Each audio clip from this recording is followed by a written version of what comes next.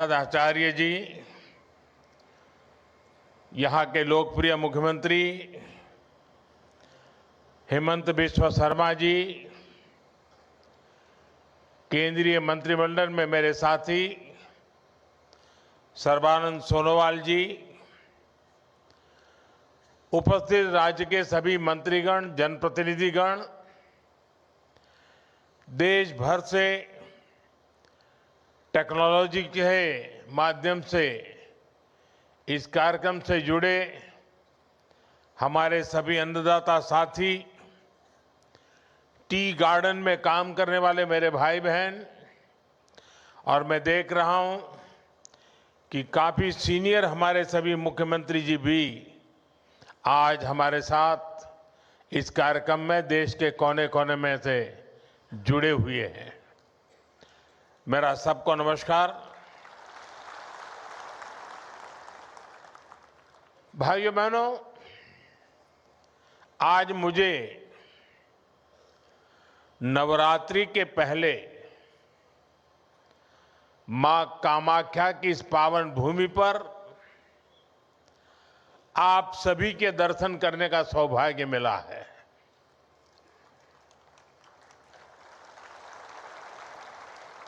मां कामाख्या के आशीर्वाद से थोड़ी देर पहले यहां से 19,500 करोड़ रुपए के डेवलपमेंट प्रोजेक्ट्स का शिलान्यास और लोकार्पण हुआ है। असम को ऊर्जा क्षेत्र में आत्मनिर्भर बनाने वाले प्रोजेक्ट से लेकर असम आने वाले लोगों की सुविधा के लिए जो काम हुए हैं, ढेर सारे प्रोजेक्ट्स आज असम को मिले हैं। आज देश के किसानों और असम में टी गार्डन में काम करने वाले साथियों के लिए भी बहुत बड़ा दिन है।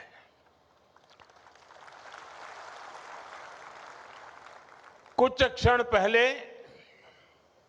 पूरे देश में पीएम किसान सम्मान निधि के तहत 18,000 करोड़ रुपए से अधिक की राशि हमारे करोड़ों अन्नदाताओं के खातों में भेजी गई है। इसके अलावा असम के चाय बागानों से जुड़े अनेक परिवारों को आज भूमि के पट्टे भी दिए गए हैं। मैं असम के लोगों को, यहां के सभी परिवारों को और देश भर के किसानों को बहुत बहुत बधाई देता हूं। साथियों, आज देश भर से किसान साथी मां कामाख्या की इस धरती से जुड़े हैं। थोड़ी देर पहले करोड़ों किसानों के खाते में पीएम किसान निधि जमा होने के मैसेज हर एक के मोबाइल में पहुंच चुके हैं। ये योजना वाकई अद्भुत है। एक क्लिक से करोड़ों किसानों के बैंक खाते में सीधे पैसा जमा होता है। दुनिया के विकसित देशों में भी ऐसा संभव नहीं है। और मुझे विदेश के मेहमान जब मिलते हैं और इस विषय में इतने सवाल पूछते हैं, जानकारी के लिए इतने उत्सुक रहते हैं, ये सब कैसे संभव हो रहा है। दुनिया के बड़े बड़े देश के बड़े बड़े नेताओं को भी ये बहुत अजूबा लगता है। और ये मेरे वही किसान भाई बहन हैं जिनमें से अधिकांश के पास 2014 से पहले न मोबाइल फोन था और न ही बैंक में उनका कोई खाता था। आज ऐसे करोड़ों किसानों के खाते में अब तक 4.25 लाख करोड़ रुपए से अधिक पैसे जमा हो चुका है। इसमें असम के भी करीब 19 लाख किसान हैं जिनको अभी तक लगभग 8,000 करोड़ रुपए मिल चुके हैं। साथियों, मुझे याद है जब पीएम किसान सम्मान निधि योजना शुरू हुई तो अफवाहें फैलाने में, झूठ बोलने में माहिर कांग्रेस वाले कहते थे कि इस योजना का पैसा आज भले मोदी देता है लेकिन चुनाव के बाद वापस करना पड़ेगा। ये झूठ बोलने में ऐसे एक्सपर्ट है। लेकिन आज सम्मान निधि की ये योजना देश के छोटे किसानों के लिए सामाजिक सुरक्षा का एक माध्यम बन गई है। साथियों, बीजेपी एनडीए सरकार के लिए किसान हित से बड़ा और कुछ नहीं। जब किसानों को पैसे देने की बात आती थी, कांग्रेस वालों की सांस अटक जाती थी। मैं आपको एक और उदाहरण देता हूं। 2014 से पहले केंद्र में 10 साल तक कांग्रेस की सरकार थी। कांग्रेस सरकार के 10 साल में किसानों को एमएसपी के रूप में 6.5 लाख करोड़ रुपए मिले थे। 10 साल में 6.5 लाख करोड़। जबकि हमारी सरकार के 10 साल में किसानों को एमएसपी के रूप में 20 लाख करोड़ रुपए अधिक मिल चुके हैं। साथियों, बीते 11 वर्षों में देश के किसान के इर्द गिर्द बीजेपी एनडीए सरकार ने एक मजबूत सुरक्षा कवच बना है। एमएसपी हो, सस्ता ऋण हो, फसल बीमा हो, पीएम किसान सम्मान निधि हो, ये योजनाएं किसानों का बहुत बड़ा संबल बनी है। इतना ही नहीं, हमने इस बात का ध्यान रखा है कि अंतर्राष्ट्रीय स्तर पर संकट का असर खेती किसानी पर न पड़े। अब जैसे कोरोना और उसके बाद जो युद्ध हुए हैं, उसके कारण अंतर्राष्ट्रीय बाजार में खाद की कीमतें कई गुना बढ़ गई थी। विदेशी बाजारों में खाद मिलनी भी मुश्किल हो गई थी। लेकिन केंद्र सरकार ने इस संकट को रोकने के लिए भरपूर कोशिश की। यूरिया की जो बोरी अंतर्राष्ट्रीय बाजार में 3,000 रुपये में मिलती है, वही बोरी हमारी सरकार ने अपने किसानों को सिर्फ 300 रुपये में दी है।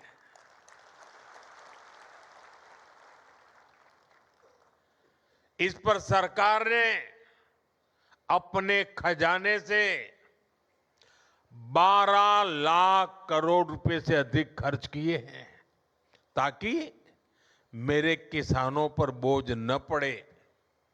ये बोझ सरकार अपने कंधों पर उठा रही है।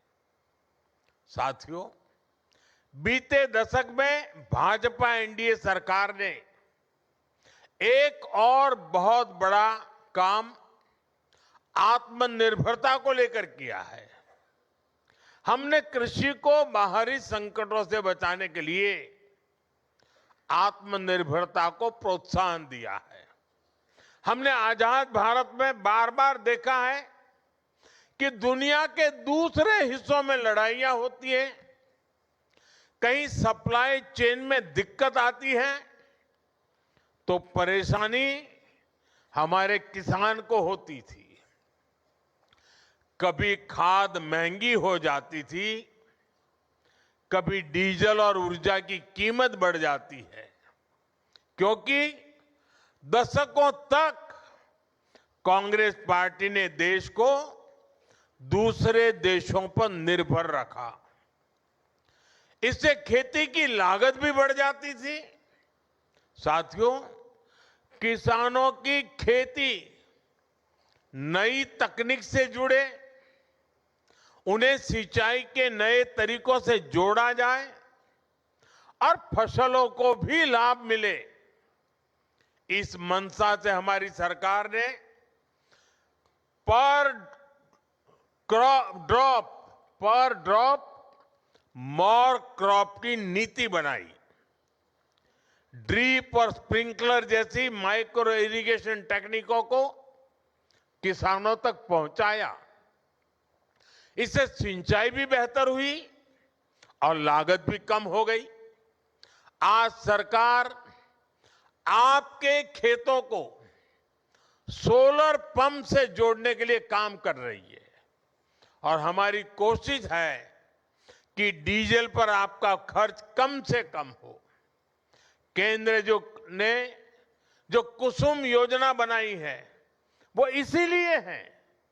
आज बहुत सारे किसान न सिर्फ सोलर पंप लगाकर सिंचाई कर रहे हैं, बल्कि उससे बिजली बनाकर पैसे भी कमा पा रहे हैं। जो कुसुम योजना बनाई है, और इसलिए मैं कहता हूं अन्नदाता बहुत ऊर्जादाता बने।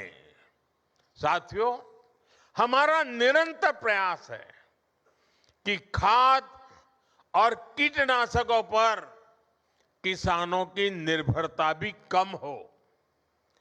कांग्रेस की गलत नीतियों के कारण देश के 5 बड़े खाद कारखाने बंद हो गए थे। हमने उन खाद कारखानों को फिर से शुरू करवाया। साथ ही किसानों को नैनो यूरिया से जोड़ने के लिए भी कई काम किए। आज देश के किसान को इसका लाभ मिल रहा है। अब बीजेपी एनडीए सरकार देश के किसानों को प्राकृतिक खेती के लिए प्रोत्साहन दे रही है। किसान जब बहुत बड़े स्तर पर प्राकृतिक खेती को अपनाएंगे तो मिट्टी भी सुरक्षित रहेगी और हमारे अन्नदाता वैश्विक संकटों से भी सुरक्षित रहेंगे। साथियों, एक तरफ बीजेपी एनडीए सरकार किसानों को लेकर काम कर रही है, हम देश को आत्मनिर्भर बनाने में जुटे हैं। वहीं आज कांग्रेस ने एक बार फिर साबित कर दिया है कि वो किसी भी स्थिति में देश के प्रति ईमानदार नहीं है। आज युद्ध से बने संकटों के बीच भी कांग्रेस सिर्फ अफवाहें फैलाने और अपप्रचार करने में जुटी है। और मैं जरा कांग्रेस के साथियों से कहना चाहता हूं, एक काम करिए, लाल किले पर से 15 अगस्त को पंडित नेहरू जी ने जो भाषण दिए हैं, जरा भाषण सुनिए, आप सुनकर के हैरान हो जाओगे। लाल किले से 15 अगस्त को एक बार कह रहे हैं पंडित जी कि उत्तर कोरिया और दक्षिण कोरिया में लड़ाई चल रही है, इसलिए भारत में महंगाई बढ़ रही है। अब उत्तर कोरिया दक्षिण कोरिया कहां है और यहां पर महंगाई बढ़ने की बात नेहरू जी कह रहे थे। और आज कांग्रेस के लोग देश को गुमराह करने में लगे हैं। वैश्विक संकटों का प्रभाव क्या होता है यह दुनिया देख रही है। साथियों, बीजेपी एनडीए की सरकार ने हमारी रिफाइनरीज के विकास के लिए, रिफाइनिंग कैपेसिटी के विस्तार के लिए काम किया है। आज भारत दुनिया का वो देश है जो अपनी ही नहीं बल्कि विश्व की ऊर्जा जरूरतों का भी ध्यान रख सकता है।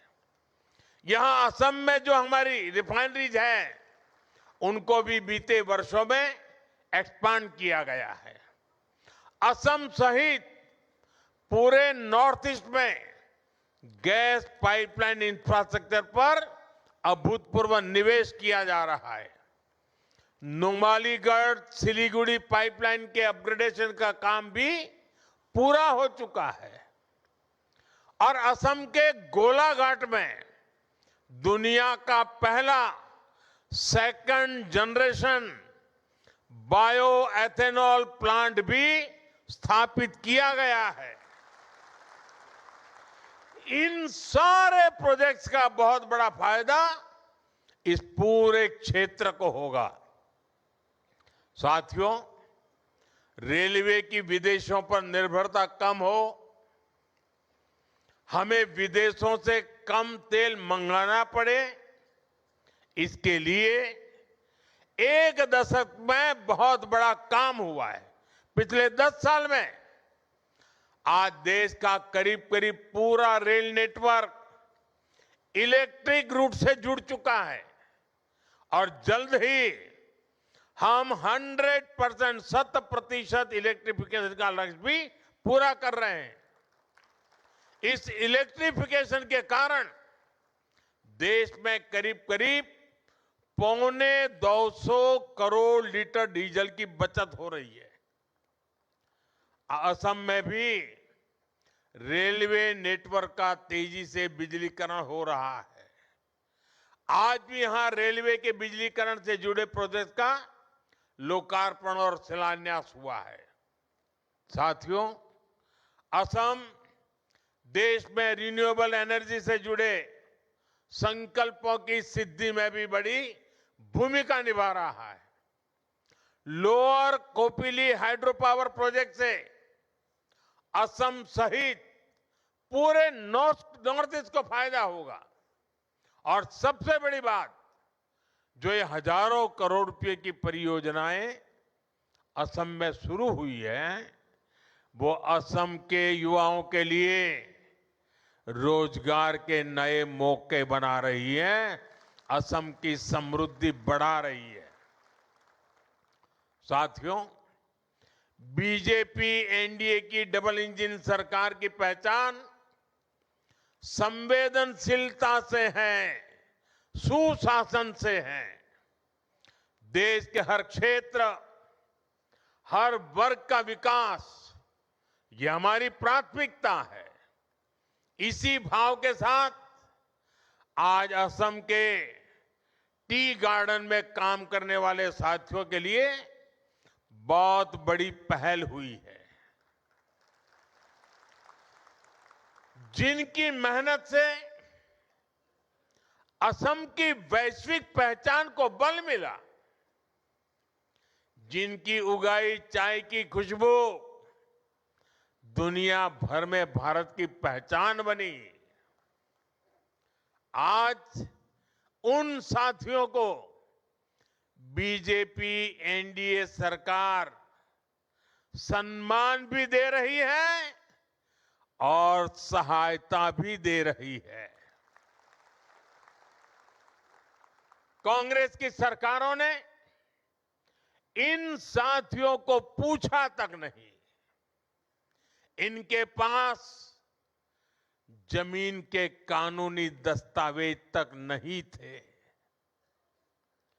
मैं हिम्मता जी और उनकी पूरी टीम को बधाई दूंगा।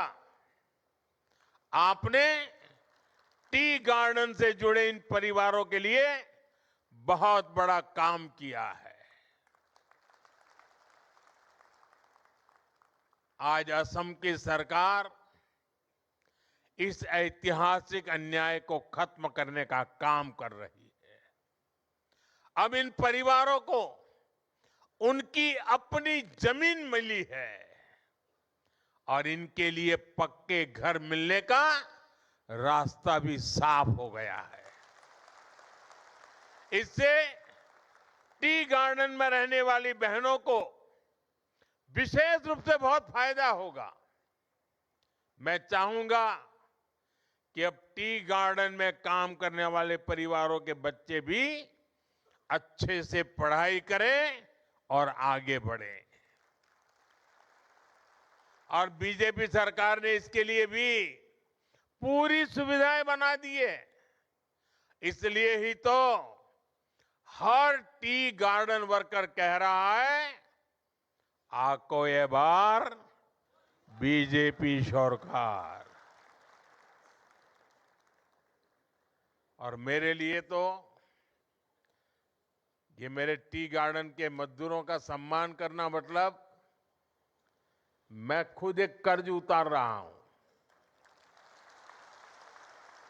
क्योंकि आप चाय बागान में काम करते थे, दूर सुदूर गुजरात में मेरे गांव में वो चाय की पत्ती पहुंचती थी और मैं चाय बेच बेच कर यहां तक पहुंच गया।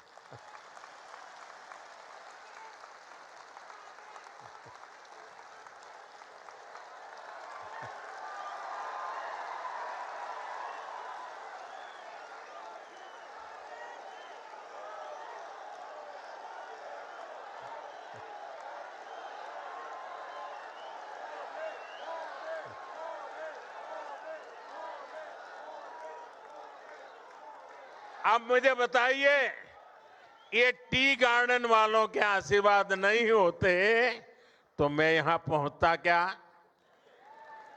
ये टी गार्डन वालों की टी मेरे यहां पहुंची और मैं आज आपके बीच पहुंचा। और देखिए, मां कामाख्या की कैसी कृपा है कि मुझे आज मेरे टी गार्डन के भाइयों का कर्ज उतारने का मौका मां कामाख्या देवी ने मुझे दिया।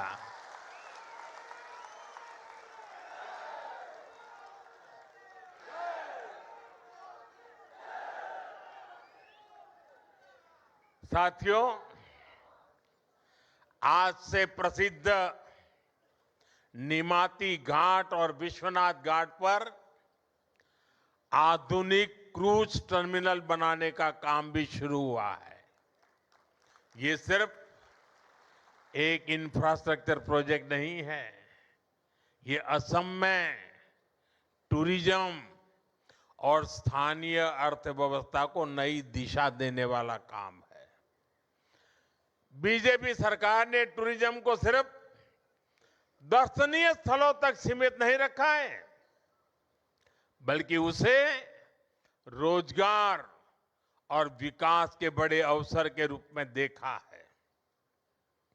इसी सोच के साथ ब्रह्मपुत्र नदी में भी वाटर टूरिज्म की संभावनाएं बढ़ाई जा रही है। क्रूज टर्मिनल बनने से ब्रह्मपुत्र पर क्रूज चलाने का काम आगे बढ़ेगा और देश दुनिया के पर्यटकों के लिए असम तक पहुंचना और आसान होगा। जब क्रूज टूरिज्म बढ़ेगा तो स्थानीय युवाओं के लिए रोजगार के नए अवसर बनेंगे। कारीगरों और हस्तशिल्प से जुड़े लोगों को नया बाजार मिलेगा। छोटे दुकानदारों, नाविकों, होटल और ट्रांसपोर्ट से जुड़े लोगों की आमदनी भी बढ़ेगी। यानी असम में टूरिज्म अब सिर्फ घूमने फिरने तक सीमित नहीं है, यह स्थानीय विकास और जन समृद्धि का एक नया इंजन बन रहा है। साथियों, असम आज हमारे नॉर्थ ईस्ट यानी अष्टलक्ष्मी के नए भविष्य का एक मॉडल बन रहा है। यहां की प्रगति पूरे नॉर्थ ईस्ट को नई गति दे रही है।